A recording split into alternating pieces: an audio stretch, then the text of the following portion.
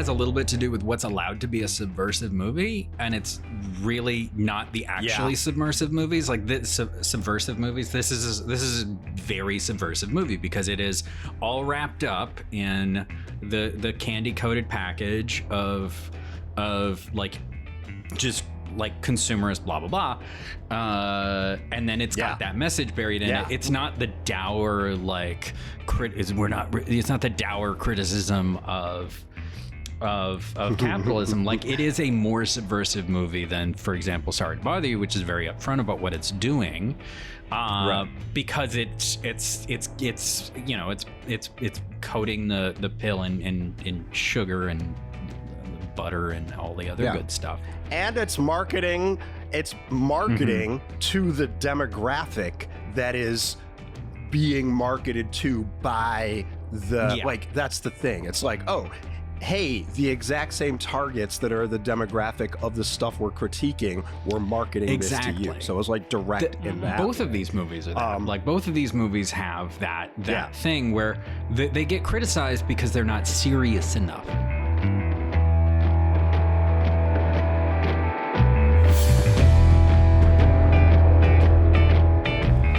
Welcome to this mini-sode for the Celluloid Mirror, a little trailer for our upcoming episode, part 2 of our discussion of Speed Racer and Josie and the Pussycats. You just heard a clip from it at the start there, and we'll play another clip at the end of this trailer episode. So hopefully you've listened to part 1. Maybe you're waiting so you can listen to them back to back. But we'll be getting in deep on our conversation about the relationship between Speed and Josie, and just sort of larger conversations about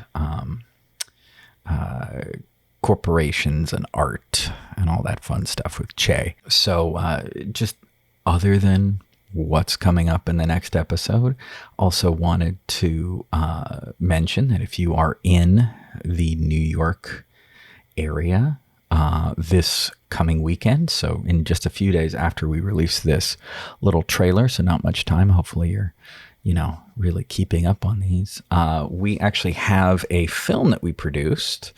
There's a short film that we produced that will be playing at the Art of Brooklyn Film Festival on Saturday, June 11th. Bitten, a Tragedy, directed by Monica Estrella Negra, is playing at the Art of Brooklyn Film Festival as part of their Welcome Back to the Dark Side short films block. Bitten, a Tragedy follows Lydia, a black queer woman living in Philadelphia at a Philly rave. Ancestral warfare wreaks havoc on the bloodline of an unfortunate partygoer, connecting Lydia to a world of blood, ritual, secrets, and vengeance. In African traditional religion, the concept of ancestral warfare exists. DB is the living legacy of their family, of which an ancestor, their great-grandmother, murdered a maid during the time of the East Coast riots. While DB is now radical and a member of the queer subculture, their racist lineage manifests into microaggression. Lydia is a different sort of vampire, aided by Lady Death to wipe out entire lineages that have aided and abetted in racism and violence. The idea is that when your memory is erased from your living family member, the bloodline is eradicated. So we're really excited to have the film premiere here in its New York premiere with Art of Brooklyn. We have an ongoing relationship with the Art of Brooklyn Film Festival. Just this past Friday, the 3rd of June, I was doing a couple of Q&As with the Art of Brooklyn Film Festival for their the first Dark Side block of the festival, horror or sort of darkly themed films, and the feature Dark Tales from Channel X, from Manny and Lindsay Serrano, who are friends of ours. And I did the Q&As, the talkbacks, filmmaker talkbacks for those on Friday, which was a lot of fun. And then we spent quite a bit of time after that hanging out late. So it's a good time. Art of Brooklyn brings out a lot of fun folks. Great to see the films, share in the films, but also to, hang out afterwards and just talk about film and podcasts and whatever else it is. So if you're in the area next Saturday, June 11th, it's going to be at Sunset Park High School. I'll put a link in the show notes to the Art of Brooklyn Film Festival and specifically to this block. So you can join us if you like. If you aren't able to join us, still check out those links. You know, if you're out in Ohio or Iowa or Mexico or, you know, wherever you are, I encourage you to check it out because all of the films in the festival are also going to be viewable online. So they have an online component. They're making stuff available afterwards, so you can get a ticket to the online. They're also doing some Q&As and talkbacks with some of the films. They're doing an online portion of that for some of the films. So, for example, I actually did one for a very interesting experimental about, I think it's about a 70-minute long film called Ghost Amber, which was really interesting. So I did the Q&A talkback, the virtual Q&A talkback for that. And that should be available now, I think. So again, check out Art of Brooklyn. And that's what we got for you this week. Thank you for listening. As always, if you have any feedback on what we've said, you can disagree with us. You can vehemently disagree with us. Send us a message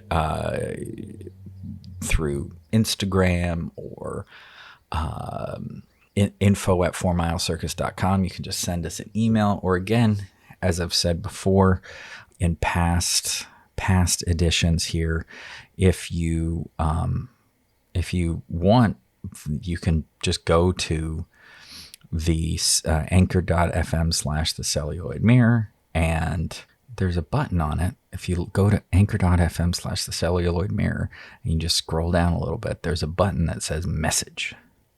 It's before you see the episodes. You click on message and you can send a message to us. Just record your own voice and, we'll feature it in one of these mini-sode trailers. Vehemently disagree with us for as long as you want. And as long as you're not like exceedingly offensive, we'll probably share it. Record your disagreement or agreement or whatever with us, or send us a message. Again, Instagram is probably, if you want to go the way of social media, is probably the easiest way to get a hold of us right now. You can go Instagram.com/4milecircus, or I guess Instagram @4milecircus. Again, info@4milecircus.com. You can email us. Thank you for joining us. Thank you for listening. We've got some really fun episodes that are kind of going to be coming up in the next couple of weeks and months. We're excited for you to be able to hear those. So keep an eye out on your feed. More to come. And here's another little clip from next week's episode. Thanks for joining us.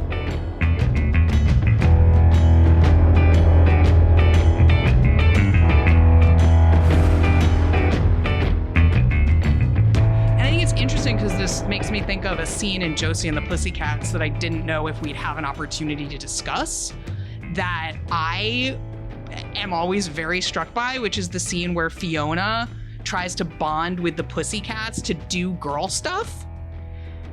I love this scene so much, and it's like Parker Posey's like, let's have girl time and do girl stuff, and it's like this very exaggerated, stereotypical, very toxic idea of what it is to have girlfriends, and it's all about competing for who weighs the least and things like that, like all these really awful. And I love this scene so much, in part because to a degree I empathize with every single character in that scene, because I empathize with the Pussycats in their like sheer horror at being kind of forced into like socializing with someone who wants something from them that they're like, this isn't what being a girl means to us at all. This has like nothing to do with it. It's this weird alien patriarchal, like oppressive notion that Fiona, having never had female friends, like that's all she knows. And she thinks that's what it's supposed to be. And the Pussycats are like, oh, get away from me. Like, I do know that feeling. I've been the Pussycats in similar situations, but I also relate to Fiona in that I also felt that I was not properly socialized in all sorts of ways, including gender, and like didn't know how to be a girl, right? That is like definitely relate to that at all. And I'm like, oh my God, I also really relate to Fiona trying to connect with other women and like do things right, and kind of knowing at some level that I'm like wrong and not doing it right. Like, don't know how to be a girl, don't know how to be a woman, don't know what that is, and being like, I'm trying. Yeah. And it just knowing that I'm like not doing what is expected of me. So that scene I find very actually like emotionally impactful. And I think so good. It's such a good scene. And I think it's not unrelated from some of the stuff that the Wachowskis do, and that it is kind of like problematizing this idea of what is a girl, what is a woman, like what are the social, how is this something that is constructed, how is this something that is performative, how can you take it though and turn it into something that is feminist and good, like the Pussycats' little socialist commune they live in, and as opposed to like the Fiona, like we've got to be competitive and catty and all of that.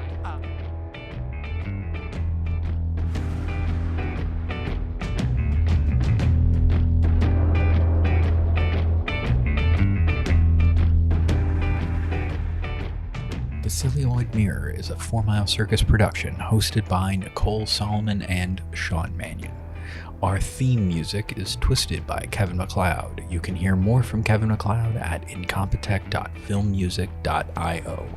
Please take a few moments to rate and review The Celluloid Mirror on your podcast platform of choice. It really helps with discoverability. If you have questions or comments about what you heard on the show or suggestions for future episodes, feel free to email us at info@4milecircus.com or seek us out on social media. We are at 4 Mile Circus on Twitter and Instagram. Want more from the Celluloid Mirror, Sean and Nicole? Join our Patreon at patreon.com/4milecircus. You'll get early access to episodes, uncut video of our recording sessions, access to our Discord server, and much more. To learn more about everything we do, visit us at 4milecircus.com.